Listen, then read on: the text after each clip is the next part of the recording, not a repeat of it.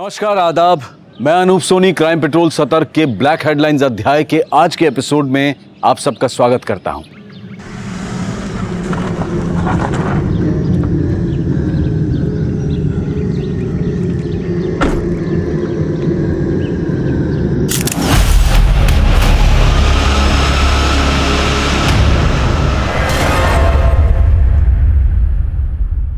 ये है हमारा मुरुड।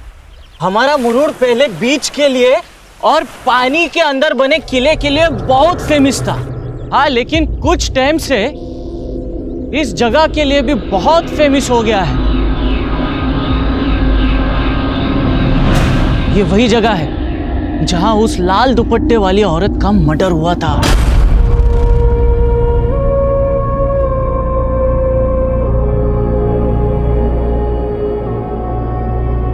बहुत ट्रेजिक स्टोरी है उस औरत की। उसकी कहानी सुनोगे तो आपकी रूह कांप जाएगी। कहते हैं यहां किसी के इंतजार में वो औरत फोटो निकाल रही थी और फिर वो आया जिसका वो औरत इंतजार कर रही थी।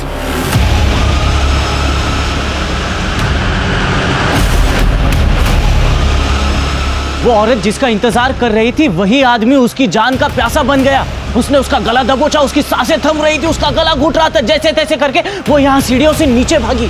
इन्हीं सीढ़ियों से वो औरत अपनी जान बचाते हुए भाग रही थी कि वो आदमी ने उसको धर दबोच के यहाँ पर लाया। यहीं पर उसके साथ जबरदस्ती की। वो चिखती रही, चिल्लाती रही, लेकिन कोई भी उसकी मदद के लिए नहीं आया।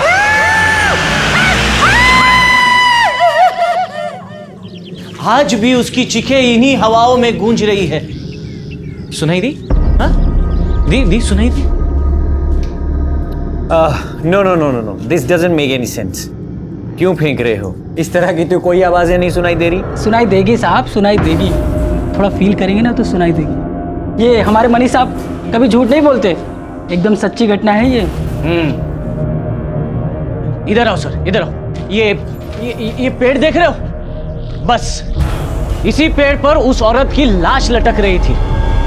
वो जगह और वो घटना जिसका जिक्र वो गाइड कर रहा था, वो उस क्षेत्र की एक चर्चित खबर थी। लोकल अखबारों में उसकी सुर्खियां भी छपी थी, जिसको कुछ लोकल गाइड टूरिस्ट को बड़ा चढ़ाकर बता रहे थे। लेकिन मामला संवेदनशील था। हमारे देश में जहां आए दिन रेप और मर्डर की घटनाएं होती रहती हैं, ऐसे में इन घटनाओं के क्राइम सीन को आवागमन और गाइडिंग का व्यवसाय बना देना सही नहीं था। इसलिए इस पर तुरंत रोक लगा दी गई। लेकिन जो हुआ था उसका असल सच क्या था? जो कुछ भी हुआ था वो महज 2 महीने पहले हुआ था, लेकिन वो क्यों हुआ था, कैसे हुआ था, उसकी हकीकत वाकई हैरत अंगेज थी।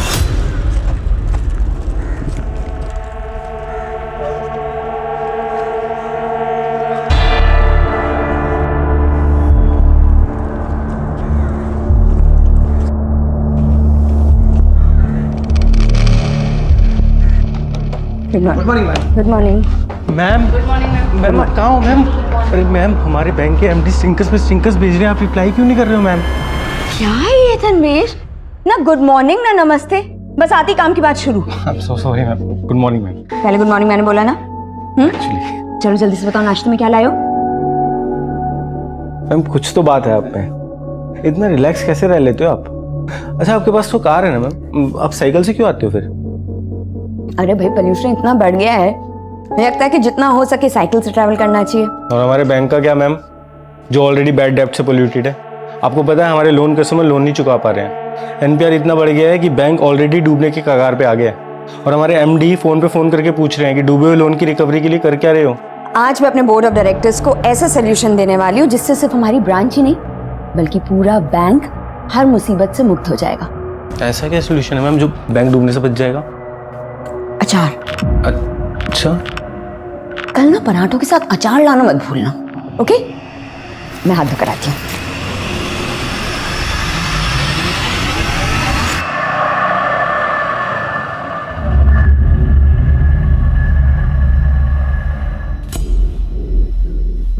सर ये मेरी साली है, राजेश्वरी सुडे।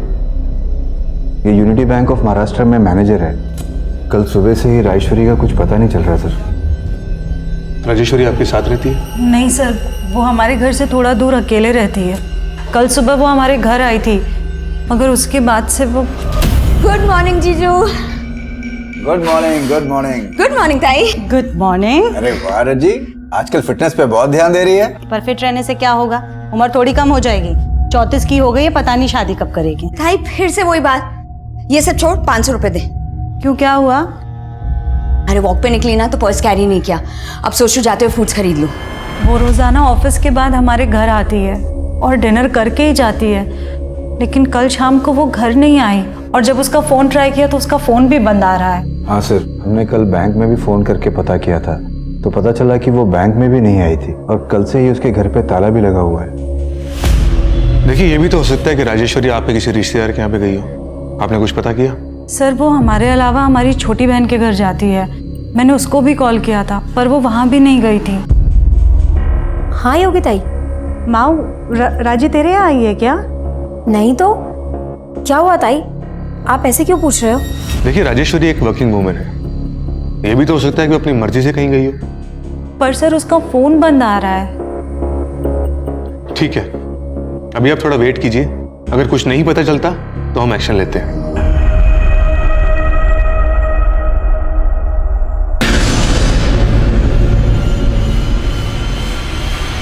महाराष्ट्र पुलिस ने एक एसआईटी गठित की। सर, कुछ लोकल मछुआरों ने सबसे पहले लाश को लटके हुए देखा था। काफी ब्रूटल मर्डर है। लड़की को नीचे उतारने का इंतजाम करो। आइए सर, ये देखिए सर।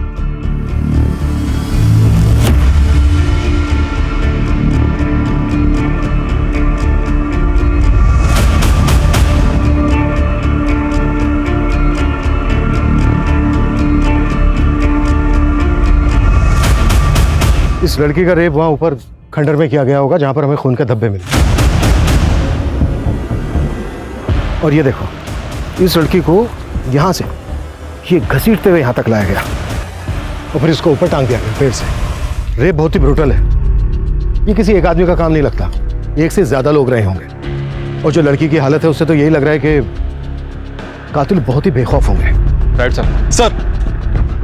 सर ऊपर जो एक कैमरा मिला है इसके अंदर कुछ फोटोग्राफ्स हैं, ये देखिए। खंडर की फोटोग्राफ्स हैं, आसपास के इलाके की फोटोग्राफ्स हैं। हो सकता है ये लड़की कोई टूरिस्ट हो।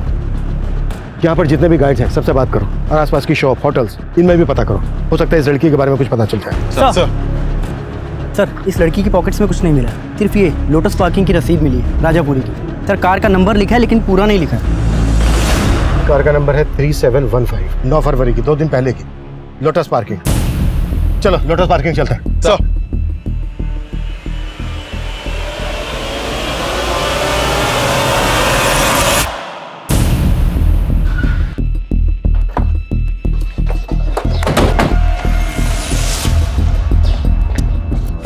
नमस्ते साहब।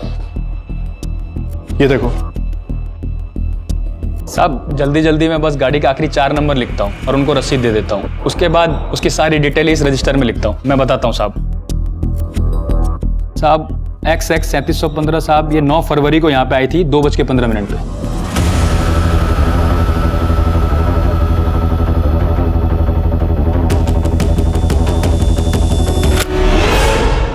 ये तो वही लड़की है जिसकी लाश मिली थी हमें। सर, ये गाड़ी कब लेके गई यहाँ से अपनी? साहब 1 मिनट बताता हूँ साहब, लगभग 40 मिनट बाद 2:55 पे। अभिषेक सर, तुरंत पता करो ये गाड़ी किस एड्रेस पे रजिस्टर्ड है। सर। राजी ताई ने हम बहनों के लिए इतने सेक्रीफाइसेस किए, मैं मान ही नहीं सकती कि वो हमें बिना बताए कहीं जा सकती है। माऊ, जो सामने आ रहा है उसका कुछ तो मतलब होगा ना। तुम्हारे लिए इसका गलत मतलब ही होगा कुणाल, लेकिन इसके पीछे अगर तुम्हारा कोई गलत मकसद हुआ तो। किस मकसद की बात कर रही है आप ताई? तुम तो बात ही मत करो। मैं देखता हूँ।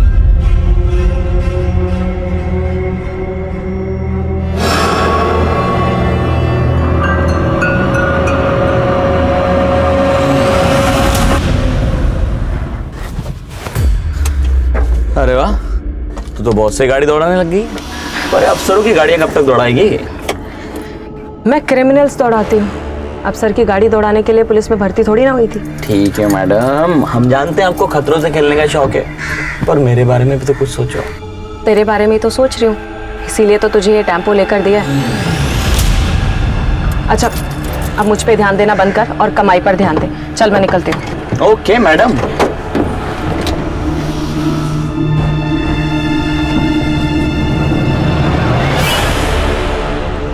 Sir, Rajeshwari Sule missing case 10 फरवरी को फाइल हुआ था। सुमन सर को फाइल देना। सर। तुम टेम्पो भी चला लेती हो? सर एक्चुअली वो टेम्पो मेरे हस्बैंड का है, लेट हो रही थी तो। महेश, राजेश्वरी मर्डर केस में तुम्हारी इन्वेस्टिगेशन कहां तक पहुंची? सर, केस फाइल होने के ठीक बाद ही राजेश्वरी की छोटी बहन को उसका एक मैसेज आया था। सर मैसेज में लिखा था कि राजेश्वरी मुंबई में है और कांटेक्ट करेगी कुछ दिनों में। सर, लेकिन राजेश्वरी का फोन लगातार बंद आ रहा था। सिर्फ एक मैसेज करने के लिए वो अपना फोन ऑन करे, ये बात कुछ समझ में नहीं आई, इसलिए हमने उसे घर में भी छानबीन की।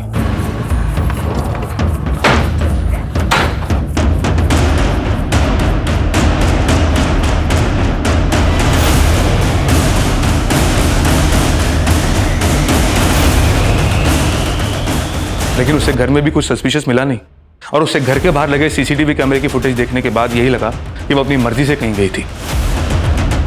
महेश, फिर आगे क्या किया तुमने? सर वो क्या वो मतलब आगे कुछ नहीं किया? ये आगे कुछ ना करने का रिजल्ट क्या हुआ मालूम है? राजेश्वरी की लाश मिली।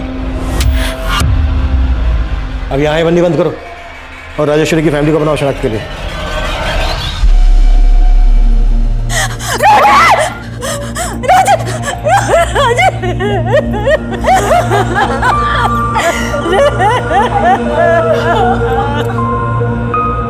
पुलिस उस एरिया के सेक्स ऑफेंडर्स को भी तलब कर रही थी और स्थानीय होटल्स, दुकानदार और टूरिस्ट गाइड से भी पूछताछ की जा रही थी। नहीं सर, ऐसी कोई भी टूरिस्ट को हमने नहीं देखा है। मैंने भी नहीं देखा इसको कहीं। सर, राजेश्वरी ताई के फ़ोन से मुझे मैसेज आया था, लेकिन हमने उस मैसेज पे भरोसा नहीं किया। पर यहाँ के लोकल पुलिस ने भी राजेश्वरी ताई को ढूंढने में बिल्कुल कोशिश नहीं की। देखिए, इसके लिए हम बहुत शर्मिंदा हैं। 9 फरवरी की सुबह जब राजेश्वरी घर से निकली, हमने तब की सीसीटीवी फुटेज चेक की और राजापुरी की पार्किंग से जब वो निकली तब की भी फुटेज देखी। राजेश्वरी काफी खुश लग रही थी, ऐसा लग रहा था जैसे किसी से मिलने जा रही हो। राजेश्वरी का कोई अफेयर, कोई बॉयफ्रेंड? नहीं सर, ऐसी कोई बात नहीं थी। अगर ऐसी बात होती तो वो हमें ज़रूर बताती। हम तो खुद उसकी शादी करवाना चाहते थे, लेकिन राजेश्वरी खुद शादी नहीं करना चाहती। राजी, तूने माहू की तो शादी करवा दी, अब तू अपनी शादी के बारे में भी तो सोच। तू कब शादी करेगी? हाँ, राजी ताई को अपने बारे में सोचने की फुर्सत कहाँ है? हमें इनके लिए लड़का ढूंढना पड़ेगा। सही कहा। प्लीज, मुझे ना तुम दोनों की तरह ये घर गृहस्थी के झंझट में बिल्कुल नहीं फंसना।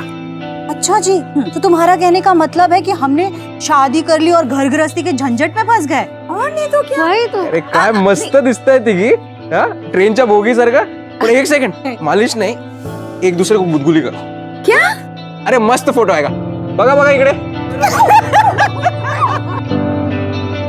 अच्छा, अगर हम मान लें जैसा कि आप लोग सोच रहे हैं कि वो मैसेज राजेश्वरी ने नहीं भेजा होगा, तो फिर किसने भेजा होगा?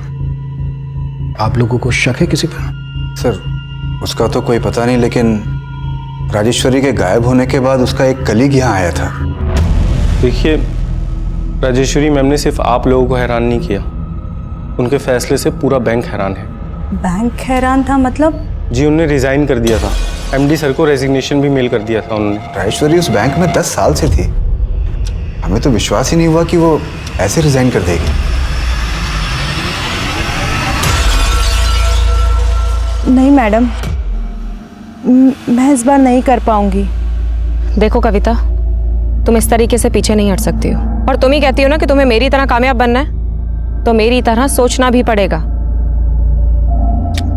ये रखो रखो, और हाँ, आइंदा अगर ऐसी बात की तो मुझसे बुरा कोई नहीं होगा।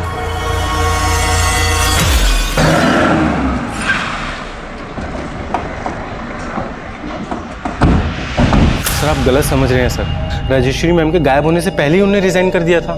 8 फरवरी की शाम को, उस दिन वो ऑफिस में तो थी, खुशी खुशी मुझे सी ऑफ करके गई थी। मैम, कल के ब्रेकफास्ट का मेन्यू ना मैं आपको रात को मैसेज कर दूंगा, आप ना प्रूव कर देना। ठीक है, जो भी है, बस अचार मत भूलना। अचार, राइट, अचार जरूर लेके आऊंगा। तब भी उन्होंने कुछ नहीं बोला सर। और फिर अगले दिन वो ऑफिस ही नहीं आई, और तब मुझे हमारे एमडी ने फ़ोन करके बोला कि उन्होंने रिज़ाइन कर दिया। तो अगर राजेश्वरी ने रिज़ाइन किया है तो रिज़ाइन करने की वजह क्या होगी? Work pressure sir. सर हमारे बैंक की हालत बहुत ख़राब है सर। कुल मिला के 118 करोड़ रुपए का लोन है जो हम रिकवर नहीं कर पा रहे, और हमारा एमडी रोज़ फ़ोन करके हमें स्टिंकर्स पे स्टिंकर्स भेजता है सर। तो इन डूबे हुए लोन्स के लिए राजेश्वरी कैसे रिस्पॉन्सिबल होगी? सर अकाउंटेबिलिटी तो ब्रांच मैनेजर की ही होती है, लेकिन मुझे उनके मर्डर के बारे में सुन के ऐसा लग रहा है कि उनके साथ भी चीटिंग हुई है। चीटिंग? कैसी चीटिंग? सर राजेश्वरी मैम के रिज़ाइन से पहले उनका अकाउंट बैंक बिल्कुल खाली हो गया था। जिस अकाउंट में 2 महीने पहले तक 45 लाख रुपए था, अब 45 रुपए भी नहीं है। राजेश्वरी के अकाउंट में 45 लाख रुपए थे? जी सर, 40 लाख रुपए का उन्होंने मॉर्गेज लोन लिया था। सर राजेश्वरी के साथ जो भी हुआ ये हमारे लिए भी बहुत शॉकिंग था सर। शॉकिंग तो ये भी था कि रिजाइन देते ही उसका मर्डर हो गया। आई होप इसके तार आपके मैनेजमेंट से ना जुड़े हो। सर ये महज एक इत्तेफाक है सर। इत्तेफाक तो ये भी है कि जो मैनेजर पिछले 10 साल से बैंक में काम कर रही थी वो अचानक से रिजाइन कर देती है। सर शायद वो मेरी बात से हर्ट हो गई थी। सर मैंने उसे हमारे ब्रांच के लोन डिफॉल्टर्स की रिकवरी के लिए सजेशंस मांगे थे, पर उसने जो भी सजेशंस दिए बहुत बकवास थे। हेलो राजेश्वरी, ये क्या ईमेल्स भेज रही हो तुम? हाँ? एक तो तुम लेट रिप्लाई करती हो, ऊपर से ये फालतू सजेशंस लिखकर भेजती हो मुझे। नहीं सर, मेरा सजेशन फालतू का नहीं है। हम सबको ही अपनी यूनिटी बैंक की इमेज बचानी है सर, इसलिए मुझे लगता है कि हमें अपने बैंक का नाम बदल कर ना स्वराज बैंक रख देना चाहिए। इससे हमारे शेयर होल्डर्स भी बढ़ेंगे और हमारे अकाउंट होल्डर्स भी। What rubbish! बैंक का नाम चेंज करने में कितना खर्चा है इसका अंदाजा भी है तुम्हें? तुम्हारे ये बकवास आइडियाज अपने पास रखो, यू अंडरस्टैंड दैट? और सर फिर उसने अचानक से रेजिग्नेशन मेल कर दिया। मेल में उसने क्या लिखा दिखाएंगे? हाँ सर, उसमें लिखा था कि बैंक उसके सजेशंस नहीं मान रही है इसलिए वो रिजाइन कर रही है। राजेश्वरी के रेजिग्नेशन मेल का कंटेंट उसके एटीट्यूड का एक अनोखा पहलू रख रहा था, लेकिन ये मेल, ये मैसेजेस राजेश्वरी ने ही भेजे हैं, इसकी जांच हो रही थी। और पिछले 2 महीने में राजेश्वरी अपने अकाउंट से 45 लाख रुपए निकाल चुकी थी। और चौंकाने वाली बात यह थी कि जिस घर को गिरवी रखकर राजेश्वरी ने 40 लाख का लोन लिया था, वो घर राजेश्वरी और उसकी बहन दोनों की पैतृक संपत्ति थी। लेकिन मौजूदा वक्त में वो घर राजेश्वरी के नाम था, जो इस केस में जायदाद में विवाद होने का अंदेशा भी दे रहा था। नहीं सर, हम बहनों के बीच में कभी कोई विवाद नहीं था। तो घर अकेले राजेश्वरी के नाम कैसे हुआ? क्योंकि राजेश्वरी ताई ऐसा चाहती थी कि हम वो घर उनके नाम कर दें। ताई देख, मैं जानती हूँ कि इस घर पे तुम दोनों का बराबर का हिस्सा है, पर अभी ना मैं तुम दोनों को 5-5 लाख रुपए दे रही हूँ। थोड़ा टाइम दो ताई, बाकी के पैसे भी दे दूंगी। बात पैसों की नहीं है राजी, लेकिन तुझे अचानक से घर अपने नाम क्यों चाहिए? वो कोई वजह है ताई, मैं अभी नहीं बता सकती। माझा पर विश्वास ठेवा। सर राजेश्वरी ताई ने बहुत कुछ किया हम बहनों के लिए। योगी ताई की शादी के बाद बाबा गुजर गए थे, उनकी शादी का बहुत कर्जा था, लेकिन राजेश्वरी ताई ने दिन रात एक करके वो सारा कर्जा चुकाया था।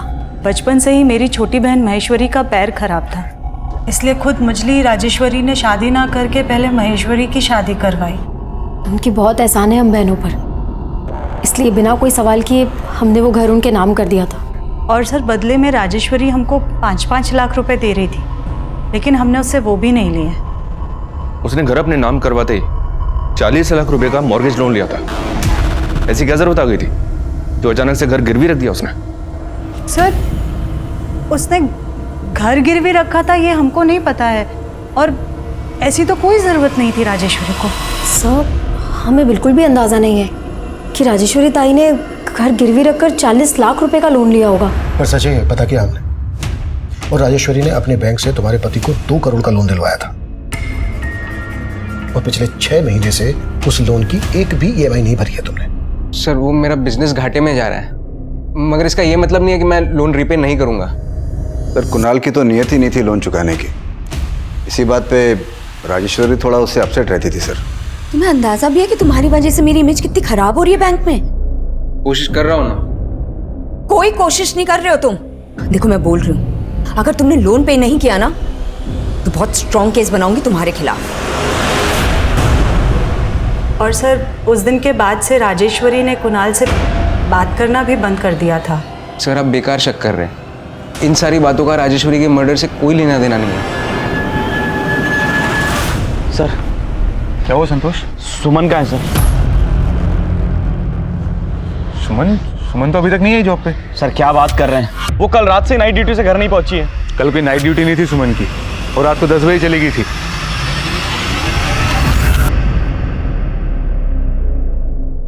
ये तो कमाल ही हो गया सर।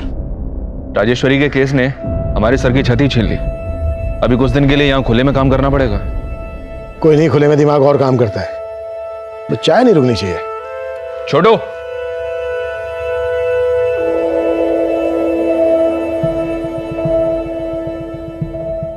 ₹40 लाख के लिए अपना मकान गिरवे रखना और गायब होने से पहले अपना बैंक अकाउंट खाली कर देना।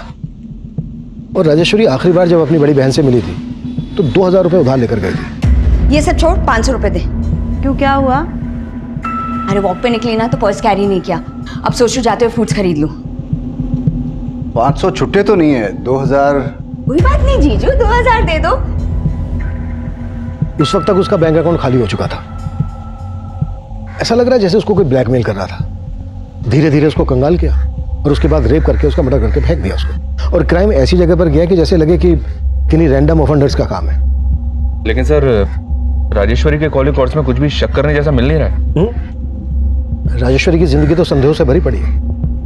उसकी गाड़ी नहीं मिली अभी तक। उसकी गाड़ी ढूंढने पर जोर दो, शायद उससे हमें कोई लीड मिल जाए। और राजेश्वरी की दोनों बहनों और उसके दोनों जीजाओं को खंगालो। राजेश्वरी के घर की भी अच्छे से तलाशी लेनी होगी।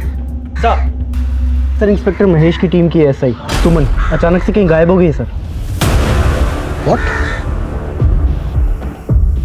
ये महेश और उसकी टीम ने राजेश्वरी को ढूंढने की कोशिश ही नहीं की, और अब जब से हम इस केस पर आए हैं उनकी टीम की एसआई सुमन गायब हो गई। माजरा क्या है ये? वॉचमैन दरवाजा खोलो, ब्रेक खत्म हुआ। वॉचमैन बंद करो उसको। गाइस हमारा ये लंच ब्रेक है ना, परमानेंट ब्रेक बन गया है। हमारा बैंक गवर्नमेंट ने टेक ओवर कर लिया है। हमारे एटीएम, ऑनलाइन ट्रांसफर सब सीज हो चुके हैं। अभी हजार रुपए निकालने के लिए बाहर हजारों की लाइन लगेगी। हमारी वाट लगने वाली है। ये केस कई उतार चढ़ाव देख रहा था और चौंकाने वाला पहलू एएसआई सुमन का गायब होना था। एसआईटी इस केस पर भी नजर बनाए हुए थी और राजेश्वरी से जुड़े लोगों पर भी नजर रखी जा रही थी। वहीं राजेश्वरी की कार के तलाश के साथ साथ उसके घर में भी उसके कातिल तक पहुंचने के सुराग ढूंढे जा रहे थे। और फिर कुछ ऐसा हुआ जिसने इस केस को घुमा कर रख दिया।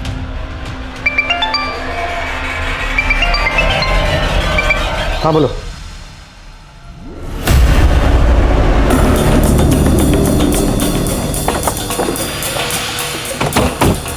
हटो, खड़ी।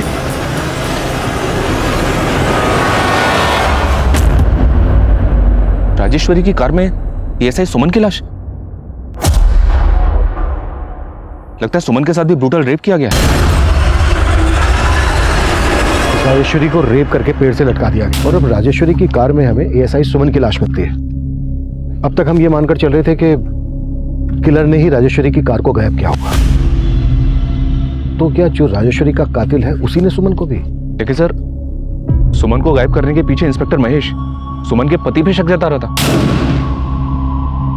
सर सुमन ने संतोष से दूसरी शादी की थी क्योंकि संतोष सुमन का देवर है। एक मिनट, तुम्हें सुमन के पति संतोष पर शक क्यों है? क्योंकि सर सुमन का पहला पति उसको बहुत मारता था, फिर वो उसको छोड़कर दुबई चला गया और उसके बाद संतोष ने सुमन से शादी कर ली।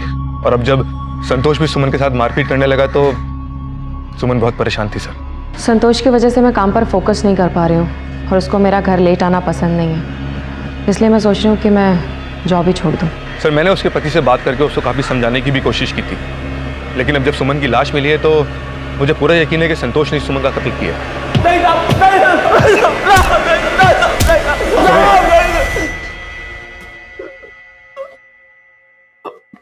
मैं किसी राजेश्वरी को नहीं जानता था, मैंने कुछ नहीं किया। सिर्फ राजेश्वरी नहीं बल्कि तूने सुमन को भी रेप करके मार डाला। नहीं सर, मैं तो सुमन को प्यार करता था साहब। प्यार नहीं करता था, मारपीट करता था उसके साथ। तो तेरा बड़ा भाई भी यही करता था ना? मैं अपने बड़े भाई जैसा नहीं था साहब, मैंने तो सुमन को जल्लाद से बचाया था। उन्होंने सुमन की जिंदगी बर्बाद करके रख दी थी, बिल्कुल नरक की तरह। ऊपर से उसको छोड़ के दुबई चला गया, उधर उसने दूसरी शादी बना ली। सुमन के तो माँ बाप भी नहीं थे साहब, मुझे सुमन से हमदर्दी थी इसलिए मैंने उससे शादी कर ली। शादी के बाद मैंने उसका पढ़ाई भी पूरा कराया, फिर वो पुलिस में भर्ती हो गई। सुमन खुद बोलती थी कि मैंने उसकी जिंदगी बनाई, अब भला मैं उसकी जिंदगी काय को छीनूंगा साहब? उल्टा वो सब इंस्पेक्टर महेश ने मेरी सुमन को मुझसे छीना है। ये सब इंस्पेक्टर महेश ने? हाँ साहब, वो आए दिन सुमन को अपने घर ले जाता था रात को। वो बेचारी मुझे बता भी नहीं पाती थी साहब, पर मैंने बाद में पता कर लिया। कहाँ थी तू? कहाँ थी मतलब? जॉब से आ रही हूँ। अच्छा, झूठ बोल रही मुझसे? हाँ, मैंने तुझे उस सब इंस्पेक्टर के साथ जाते हुए देख लिया था। तेरा चक्कर चल रहा ना उसके साथ।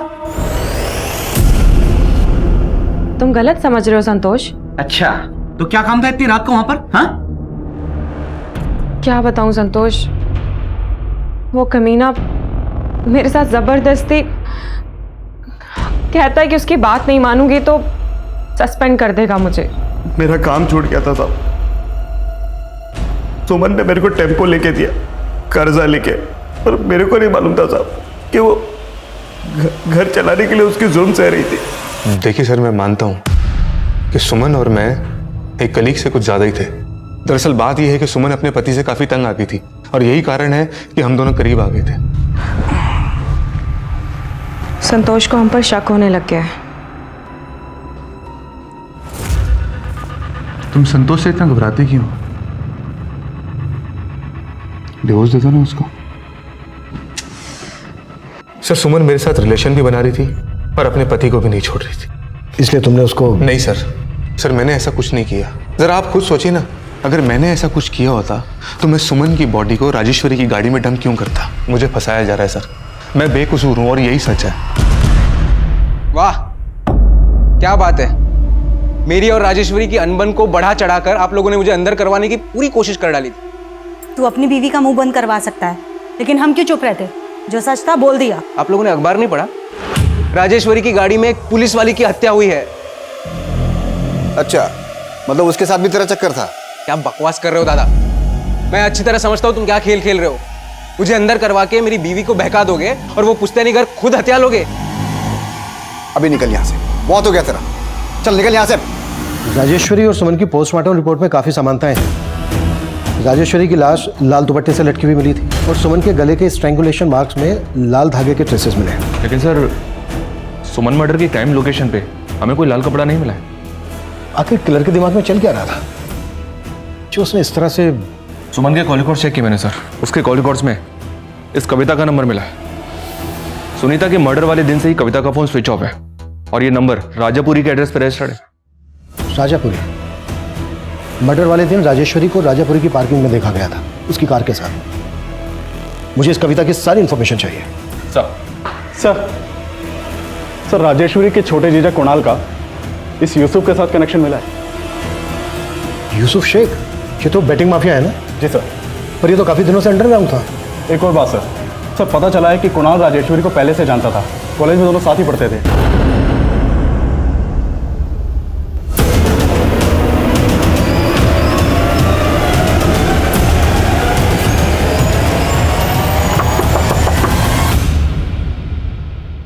कविता यही रहती है?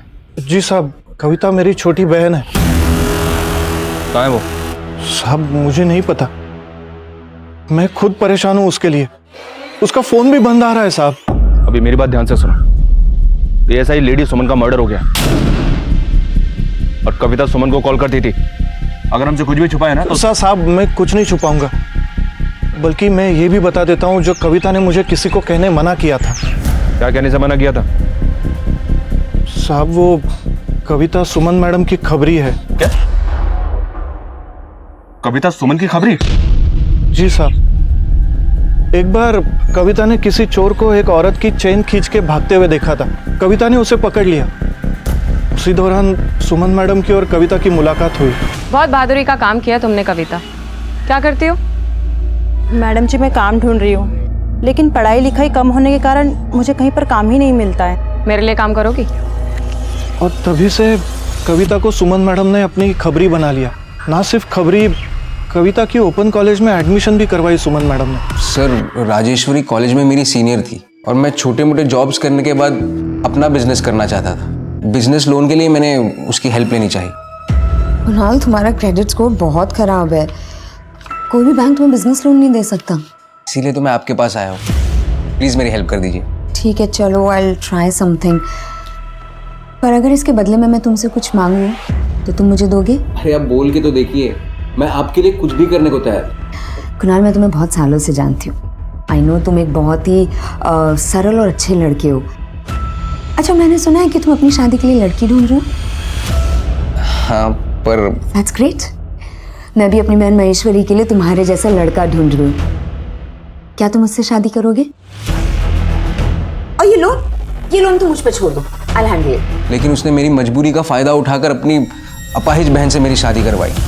ऊपर से पैसे ना लौटाने की वजह से वो मुझे उल्टा सीधा सुनाती थी। इसलिए उससे पीछा छुड़ाने के लिए तूने यूसुफ शेख की मदद ली। अब ये तो बिल्कुल मत कहना कि तू यूसुफ को जानता नहीं है।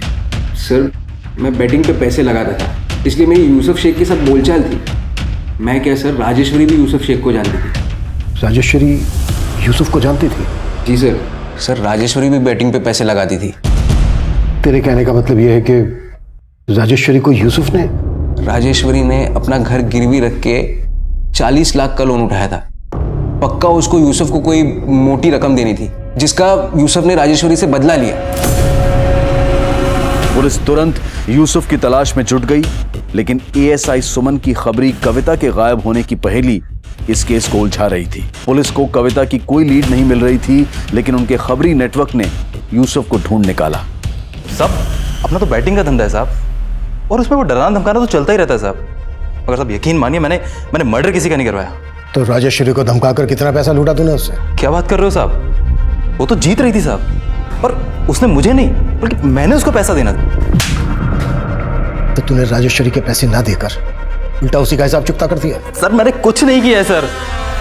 हाँ, मैं मानता हूँ साहब कि उसका लक मेरा पूरा बैलेंस बिगाड़ रहा था साहब। उसके सितारे बहुत सॉलिड काम कर रहे थे, और सर आप जानते हैं पिछले कुछ टाइम से वो बड़े अटपटे से नंबर पे पैसा लगा रही थी साहब। नहीं कहा ना, 1,23,373 ही लगाना है।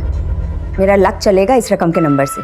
साहब, वो मुझसे 10-10 गुना ज्यादा पैसा बना रही थी, और साहब सच बोल रहा हूँ, मुझे भनक भी नहीं है कि वो उसके पैसे पर कौन नजर गड़ा के बैठा था।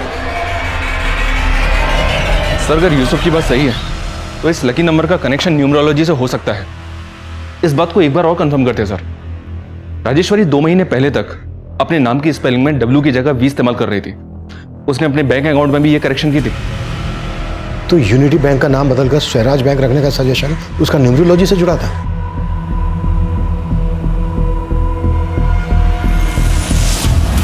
विजय, राजेश्वरी के घर में मैंने एक न्यूमरोलॉजी की किताब देखी थी, वो किताब मंगवाओ, शायद उससे हमें कुछ मिल जाए। सर,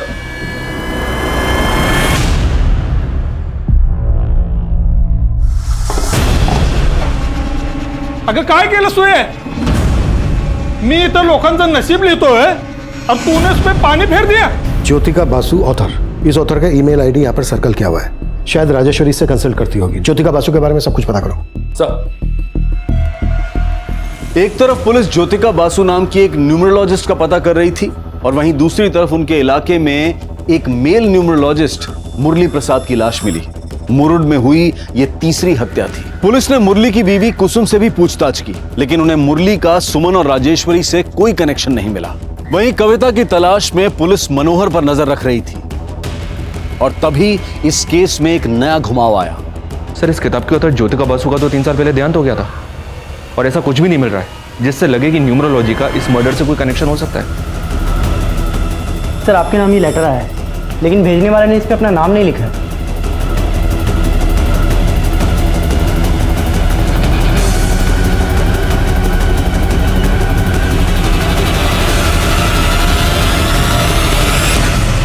चौंकिए मत, मैं ज्योतिका बसु, राजेश्वरी, सुमन और मुरली की पुंगी मैंने ही बजाई, और 3 मार्च को आपके मुरुड में एक और शहनाई बजाने वाली हूँ।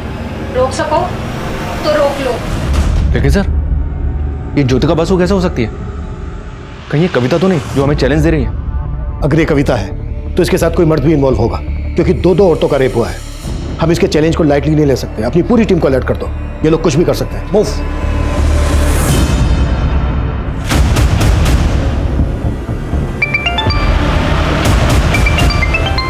हेलो,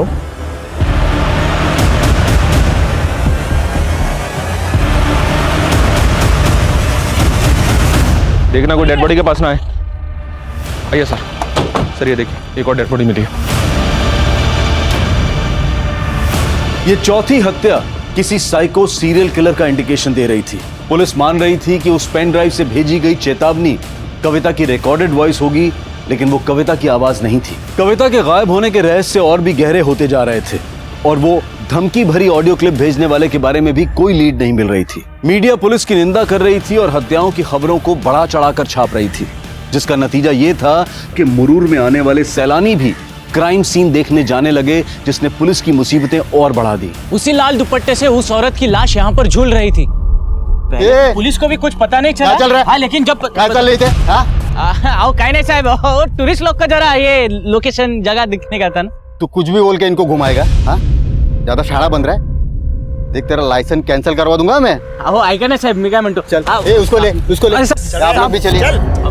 अब इस मर्डर की कहानी ना पुलिस स्टेशन में बताना, समझा? चल काय साहब, हम लोग किधर कुछ बोलते हो तो अखबार में छप के आता है। ये टूरिस्ट लोग इधर आने का जिद करता है, इसके लिए करना, पेट के लिए करना पड़ता है साहब। साहब जाने दीजिए ना साहब, आगे से ऐसी गलती नहीं होगी साहब, जाने दीजिए। हो साहब, सोडून जरा। बघा आता सोडतोय, नेक्स्ट टाइम नाही चालणार। हो चल। हाँ बोलो।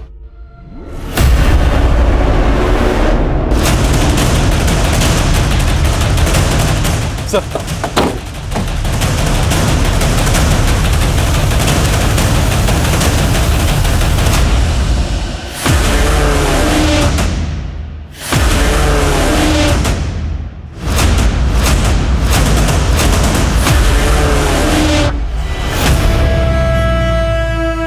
सर एक मछुआरे ने इस लड़की की लाश देखी थी।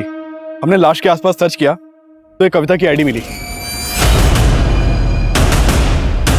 लाश का चेहरा पहचानना काफी मुश्किल है सर। कहीं ये कविता की कोई नई चाल तो नहीं? अगर कविता जिंदा है तो अभी तक मिली क्यों नहीं है? और अगर ये कविता नहीं है तो फिर किस लड़की की लाश है? सर हम उसके भाई मनोहर पे लगातार नजर बनाए हुए हैं और ऐसा लग रहा है कि वो काफी चौकन्ना है। मुझे 5 मर्डर हो गए हैं, अब नजर मत बनाओ, हाथ उठाओ। Right sir.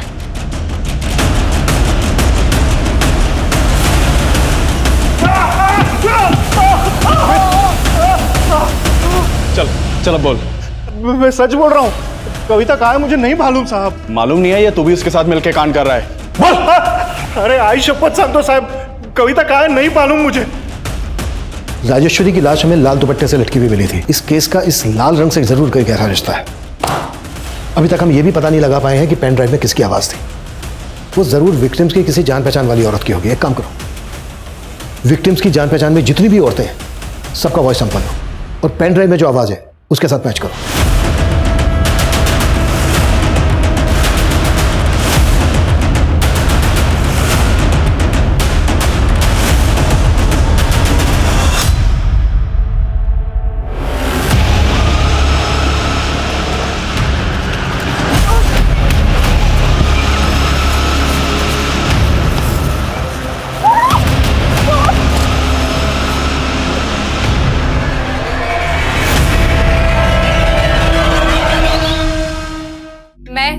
ज्योतिका बसु, राजेश्वरी, सुमन और मुरली की पुंगी मैंने ही बजाई।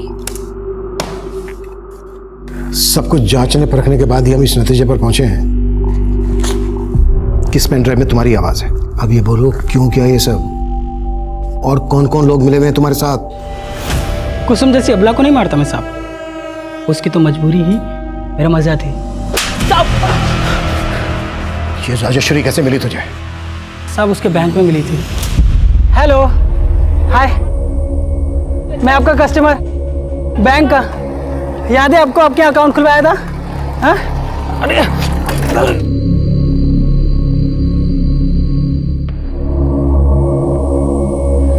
आप ठीक है ना? Thank you. हंसी तो फंसी, और साहब ऐसी फंसी ना कि मेरी हर बात मानने लगी। और उसे ना साहब मेरी न्यूमरोलॉजी बहुत पसंद थी, बड़ी इम्प्रेस थी वो। और ये ज्ञान मैंने सीखा था कुसुम के पति से, और इसी विद्या से मैंने राजेश्वरी की किस्मत एकदम सेट कर दी। खेमू, तुम्हारी प्रेडिक्शन एकदम एक्यूरेट निकली। मैं सट्टे में 7 लाख रुपए जीती हूँ। बहुत बढ़िया, बहुत बढ़िया। लेकिन मेरी बात मानो, अगर लाइफ में कुछ बहुत अच्छा करना है ना तो कुछ चेंजेस करने पड़ेंगे। ये जो तुम्हारे घर का हाउस नंबर है ना, मुझे ऐसा लगता है तुम्हारे लिए यकीन नहीं है। मेरी बात मानो, ये घर बेच दो। मेरी हर बात मानने लगी थी वो, लेकिन साहब इस मंदी में उसका घर बिक नहीं रहा था, तो मेरे कहने पर उसने अपना पुश्तैनी घर अपने नाम पे करवा लिया और उसमें 40 लाख का मॉर्गेज लोन लिया साहब। वो ये चाहती थी कि वो उस पैसे से फ्लैट खरीदे, लेकिन मैं तो फ्लैट खरीदवाना नहीं चाहता था, मैं तो उस पैसे को उड़ाना चाहता था ना साहब। इसीलिए मैंने उसके दिमाग में भरा कि वो जिस बैंक में काम करती है ना, अगर उस बैंक का नाम बदलवा के काम करेगी ना तो बहुत फ़ायदा होगा। और तेरे कहते ही राजेश्वरी ने रिजाइन कर दिया, और फिर तूने राजेश्वरी को सारे पैसों के साथ मुरुड़ के उस खंडर में बुला लिया।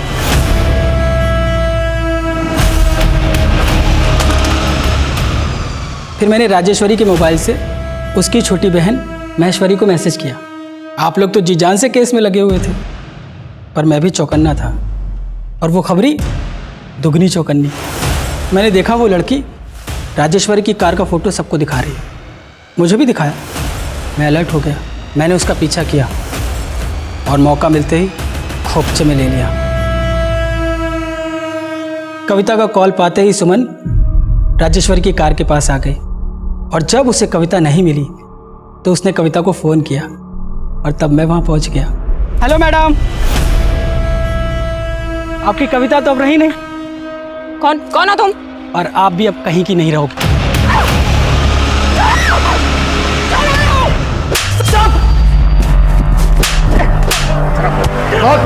क्यों मारती औरतों को? साहब मुझे कामकाजी औरतें बिल्कुल पसंद ही नहीं है।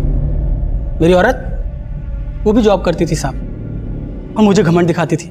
मैं ठहरा निकम्मा साहब। सबसे पहले मैंने उसका ही घमंड किया, उसको मार के गायब कर दिया, और फिर उसके बाद अंजलि, पुष्पा, मंजू, जाने कितनी आई साहब, सबको मार दिया मैंने। तूने अपने गुरु मुरली को क्यों मारा? आप लोग किलर की तलाश में किसी अंक ज्योतिष को ढूंढ रहे थे ना, तो आपकी तलाश को लाइलाज करने के लिए मैंने अपने ही गुरु को मार दिया,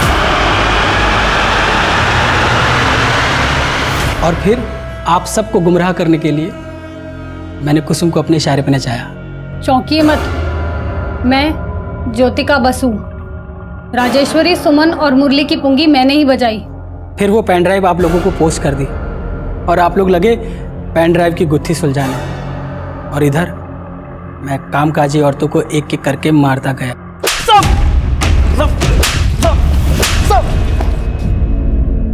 तू जो एक कामकाजी कर रहा है ना, अगर सारी कामकाजी औरतें अपना काम छोड़ दे तो यार तेरे जैसे जानवर आदमी को समझाने का क्या फायदा।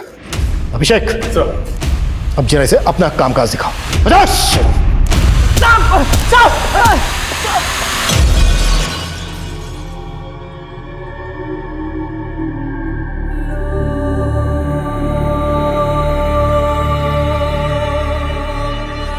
औरतों को लेकर खेमू की मानसिकता आज भी हमारे पुरुष प्रधान समाज की वास्तविकता है।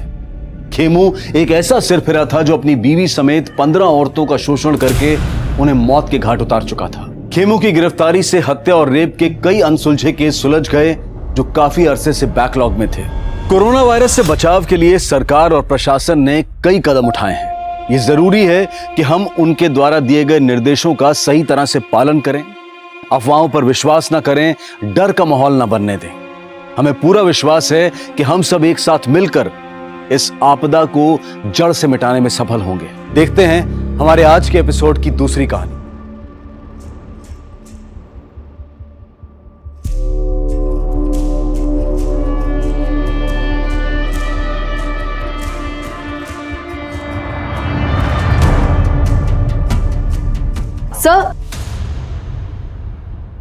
Sir, we are going live in 50 seconds.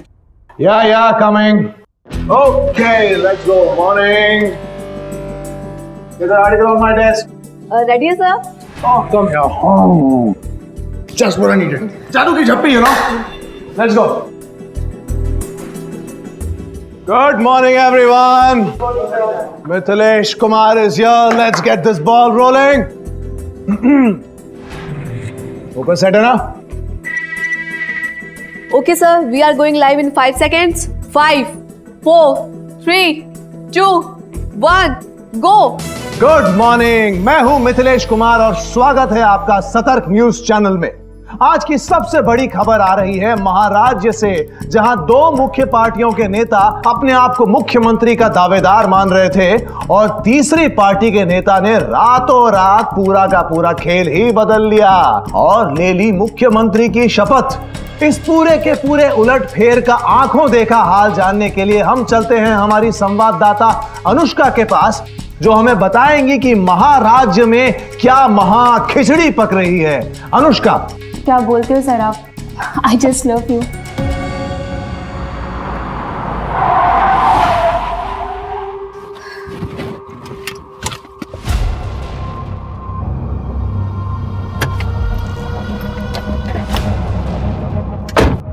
चलो फोन करना मुझे, कल बात करते हैं। बाय।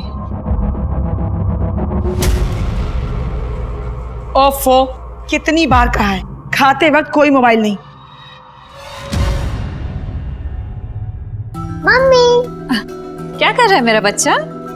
खाना खा रहा है? ये काम काज के आड़ में अपने घर को आग मत लगाओ, और हाँ, अपने उम्र का ख्याल करो और एक बेटा पैदा करने की सोचो।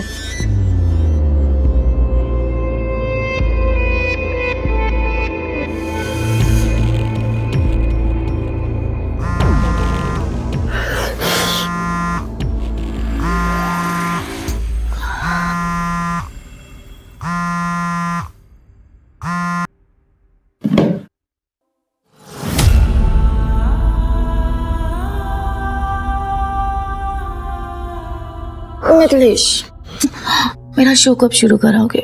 कब से इंतजार ही चल रहा है। अरे कुछ दिन रुक जाओ ना, हो जाएगा। तुम सिर्फ मजे लेने के लिए आते हो ना यहाँ पर? क्या? तो क्या मैं अकेले मजे ले रहा हूँ यहाँ पे? और एक बात याद रखो, अगर कोई मजेदार चीज खा रहे होते ना तो उसका मजा जबान पर रहने देते हैं, ऐसे मजा किरकिरा नहीं करते। अरे नहीं मिथिलेश, मेरा मतलब वो नहीं था। मैं सिर्फ इतना कह रही थी कि तुम ट्राई भी नहीं कर रहे हो, और मैंने तुम्हारी हर ख्वाहिश पूरी की है ना। अरे छोड़ो यार, universe fault my Mithilesh, it's half done. मेरी बात तो सुनो मिथिलेश।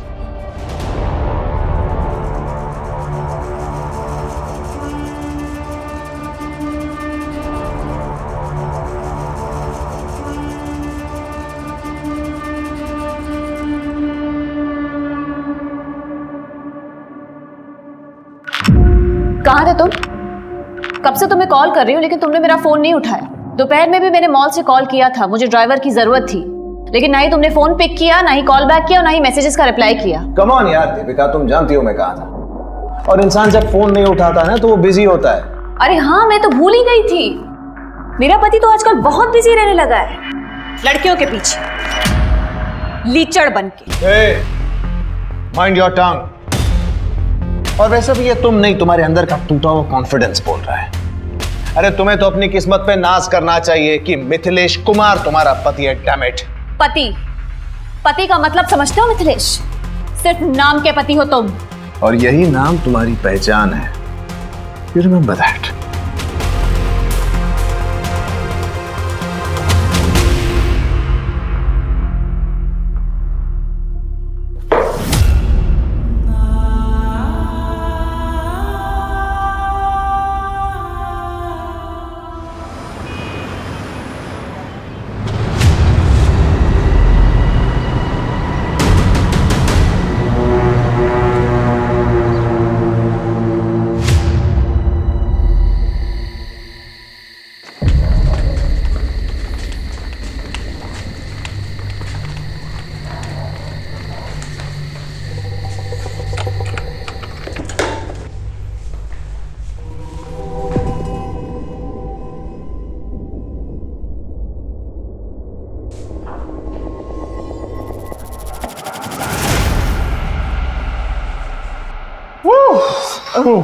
सर ये कल की न्यूज़ की अपडेट आ गई, आप एक बार बहुत देख काम हो लीजिए गया यार, घर जाओ। No one disturbs me tonight, okay? No disturbing. Read this. Come.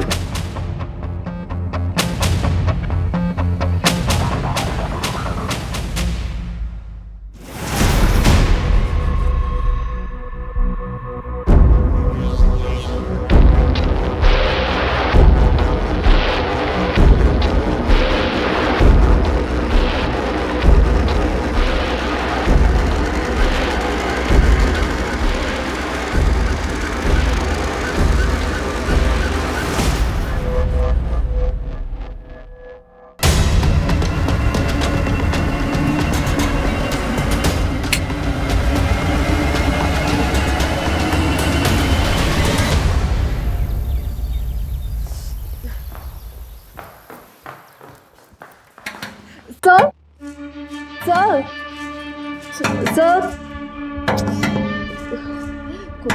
Sir sir आपके घर से कॉल आ रहा है, आपका फोन बंद है शायद।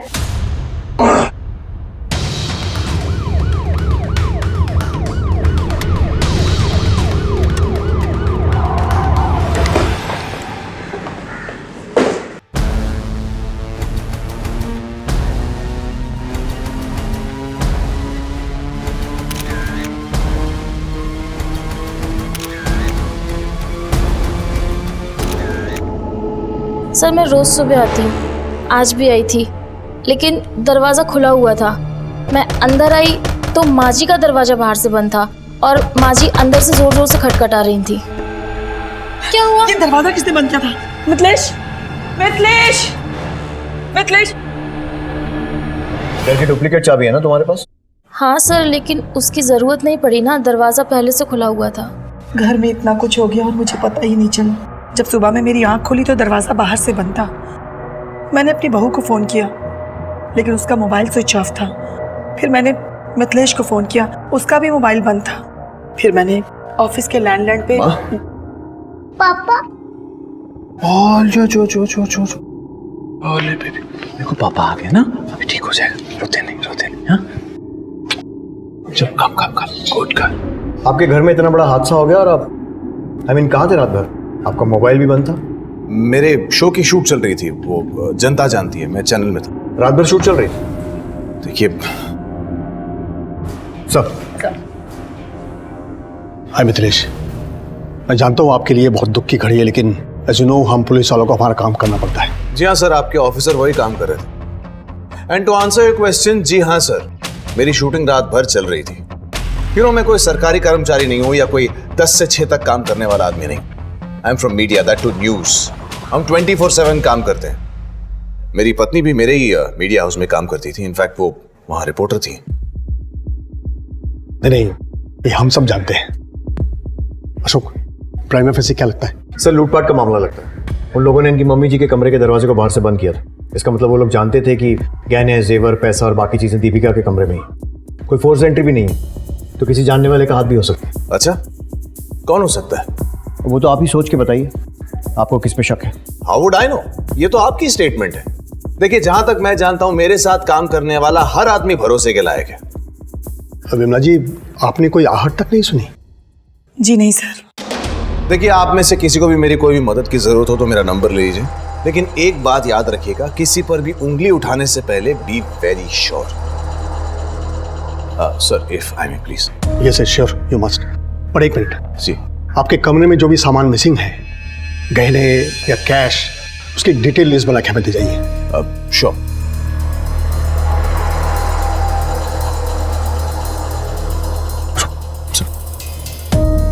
देखो शुभ, ये केस बहुत ही सेंसिटिव है और इसकी पहुंच बहुत ऊपर तक है, इसलिए इससे कोई भी बात करने से पहले हमें पहले अच्छे से होमवर्क करना होगा। तुम ये फॉर्मेलिटीज पूरी करके ऑफिस पहुंचो, हम वहीं बैठ के बात करते हैं। सर, कृतिका, लाश का पंचनामा करके बॉडी को पोस्टमार्टम के लिए भेजो।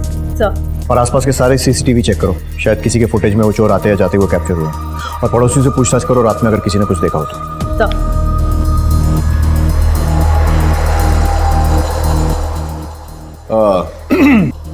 सर, ये मिसिंग चीजों की लिस्ट। डीआईजी साहब चलेंगे क्या? जी हाँ। नोएडा, जो कि एक मीडिया हब माना जाता है, वहां के एक नामी गिरामी न्यूज चैनल सतर्क न्यूज की जर्नलिस्ट और TV news anchor Mithilesh Kumar की पत्नी दीपिका की उनके ही घर में हत्या कर दी गई थी। पुलिस ने पहले से ही कमर कस ली थी। मामला मीडिया से रिलेटेड हस्तियों का होने के कारण पुलिस पर अलग अलग संस्थाओं से भी दबाव आ रहे थे।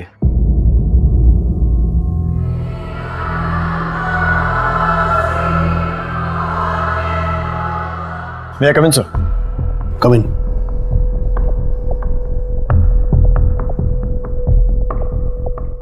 सर, ये मिथिलेश की केस फाइल। सर, उसने चोरी हुए सामान की लिस्ट दे दी है। सीसीटीवी में कोई आता जाता नजर आया था? नहीं सर, बंगले का सीसीटीवी सिस्टम 1 महीने से बंद पड़ा है, लेकिन एक टीम आसपास और मोहल्ले को खंगाल रही है, पर अब तक कोई सक्सेस नहीं मिली है। अपने वांटेड क्रिमिनल्स की लिस्ट निकालो और चेक करो कि उनमें से कोई उस वक्त वहां था या नहीं। सर सारे ज्वेलर्स और सेकेंड हैंड माल बेचने और खरीदने वाले इनको अलर्ट कर दो, अपने खबरियों को भी काम पर लगा दो। सर ये दीपिका की पोस्टमार्टम रिपोर्ट, उसके शरीर पर 18 बार वार किया गया। 18? लगता है कातिल कोई चांस नहीं लेना चाहता था कि दीपिका बच जाए, लेकिन क्यों? सर हो सकता है दीपिका ने उसका चेहरा देख लिया होगा। कृतिका ऐसा लगता नहीं है, क्योंकि विमला ने ना तो कोई आहट सुनी थी और ना ही कोई आवाज सुनी थी, और उन लोगों ने विमला के रूम का दरवाजा बाहर से बंद कर दिया था। जब सुबह में मेरी आंख खुली तो दरवाजा बाहर से बंद था। अगर वो लोग लूट के इरादे से आए थे तो विमला को भी लूटते, उसे क्यों छोड़ा? मुझे लग रहा है कि हमें दिखाया कुछ और जा रहा है और असली फिल्म कुछ और ही है। तो फिर अब हमें क्या करना चाहिए सर? दीपिका की सारी डिटेल्स निकालो, उसके मोबाइल रिकॉर्ड्स टटोलो। दीपिका एक रिपोर्टर थी तो पता करो हाल फिलहाल में कौन से असाइनमेंट्स पर काम कर रही थी। उसकी पर्सनल और प्रोफेशनल दोनों जिंदगियां खंगालो, घर, ऑफिस, आसपास जहां से जो भी इंफॉर्मेशन मिलती है लेकर आओ। सर पुलिस ने मामले की संजीदगी को समझते हुए तुरंत ही एक टीम का गठन किया और तहकीकात शुरू कर दी।